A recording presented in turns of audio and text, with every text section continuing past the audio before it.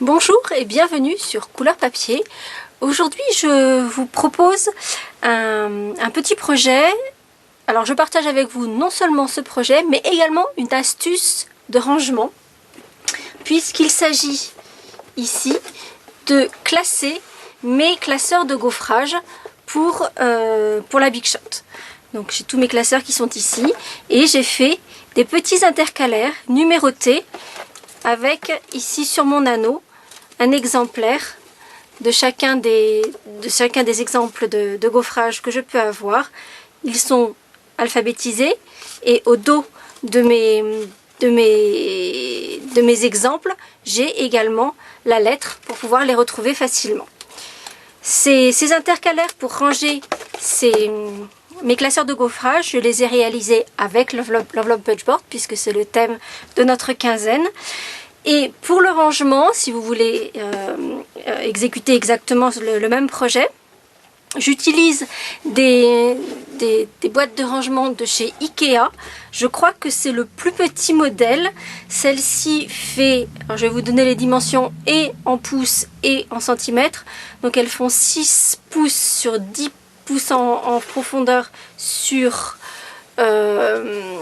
5 pouces et demi en hauteur, ce qui représente 15 cm sur 25 sur 14 et demi ou 14 cm grosso modo en hauteur. Donc je vais vous montrer comment réaliser ces petits intercalaires. Pour réaliser ces intercalaires, j'ai pris des feuilles de papier A4 et j'ai coupé 2 carrés de 5 pouces et demi, ce qui veut dire qu'il me reste ici une bande plus un petit morceau qui va venir en haut. Donc le petit morceau c'est la chute et cette bande-ci en fait je vais l'utiliser pour faire mes petits exemplaires de gaufrage. Donc nous allons réaliser 3 intercalaires puisque vous avez dû remarquer que voilà, il se présente comme ceci. Donc il y en a, en fait en noir c'est pas très facile. Voilà, vous avez un onglet à droite, enfin un onglet à gauche, un onglet au milieu et un onglet à droite.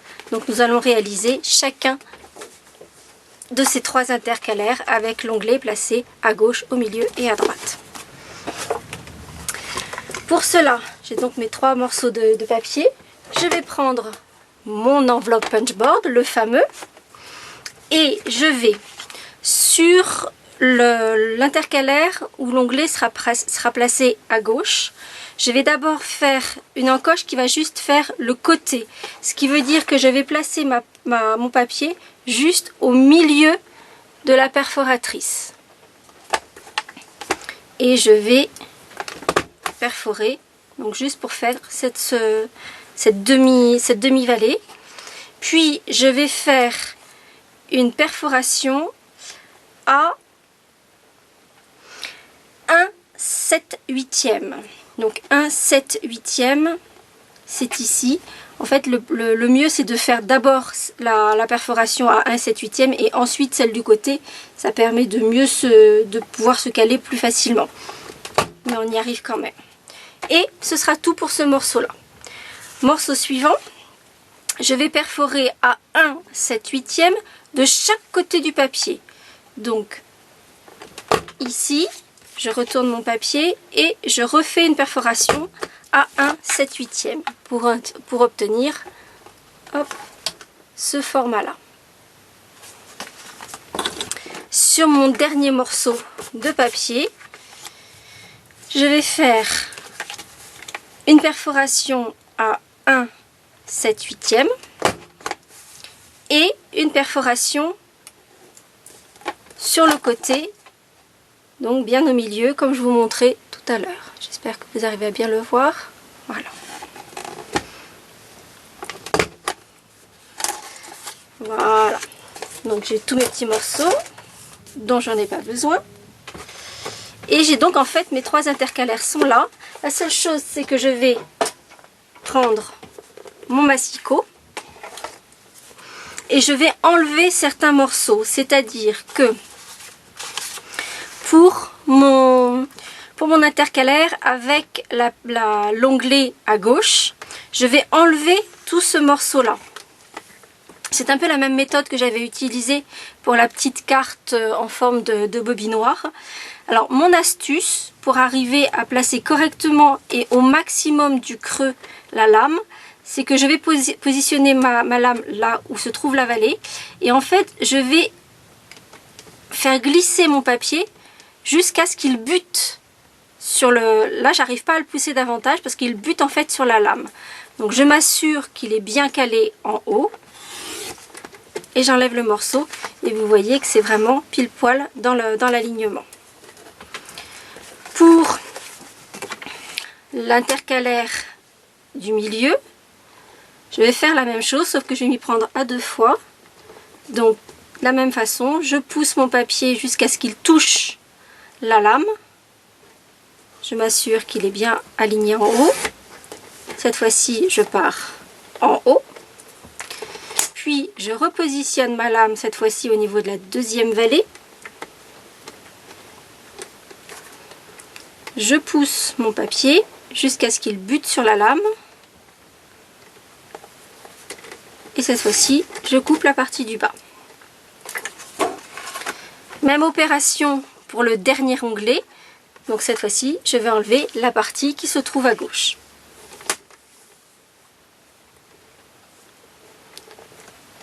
Je cale ma lame, mon papier jusqu'à ce qu'il vienne buter contre la lame et j'enlève toute la partie du haut. Et j'ai à présent mes trois intercalaires et je vais juste arrondir les angles. Donc sur l'intercalaire du milieu, je vais arrondir les 2 angles. Pour ceux des côtés, il n'y en aura qu'un à arrondir. Voilà. À présent, je vais indiquer mon lettrage. Pour cela, j'ai utilisé ce set de tampons qui s'appelle Sophisticated Serif. En fait, vous avez un set de tampons qui est un petit peu cher, il est vrai, mais vous avez 2 alphabets complets avec 2 dimensions différentes. Je vous les montre à l'intérieur, elles sont assez grandes parce que ce qui est sur la jaquette ne correspond pas à la taille réelle. Vous avez voilà, un grand alphabet. Vous voyez, les lettres là font presque un peu plus de 3 cm de haut. Et un petit alphabet. Et là, les lettres ne font que 2 cm de haut.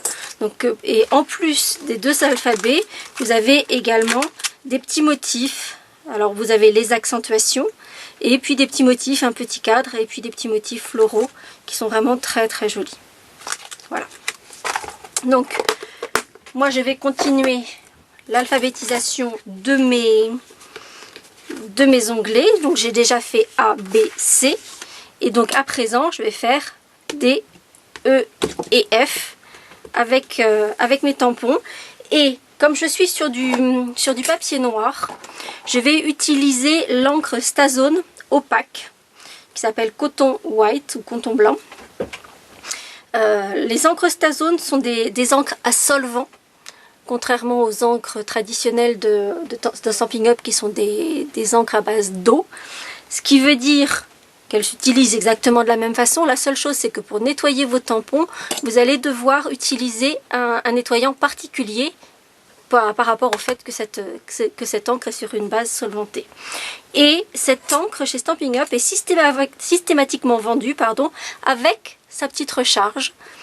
Donc quand vous ouvrez le tampon, vous avez une petite palette. Donc vous mettez de l'encre, il est inutile, là je vous montre, mais il est inutile d'en remettre de l'encre à chaque fois. Vous remettez de l'encre sur votre tapis, sur votre mousse quand c'est nécessaire. À l'aide de la petite palette, vous allez répartir cette encre. Et vous allez pouvoir faire vos tampons.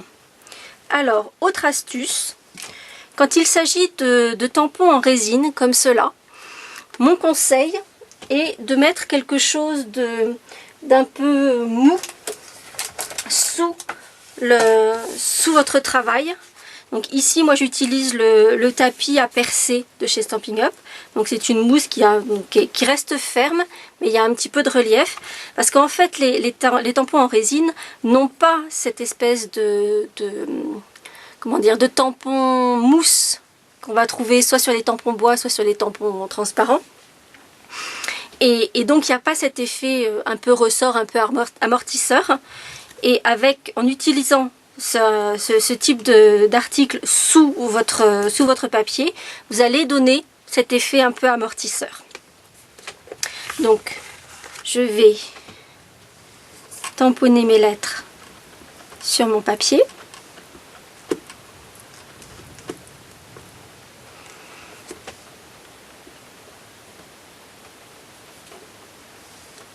Ici, mon dé.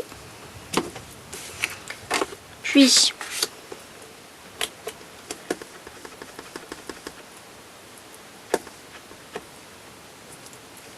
le E, cette fois-ci au milieu.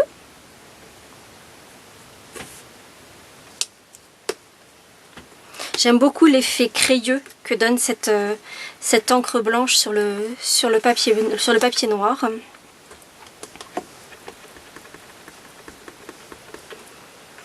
Et le F sur mon dernier onglet. Voilà. Il ne me reste plus qu'à ranger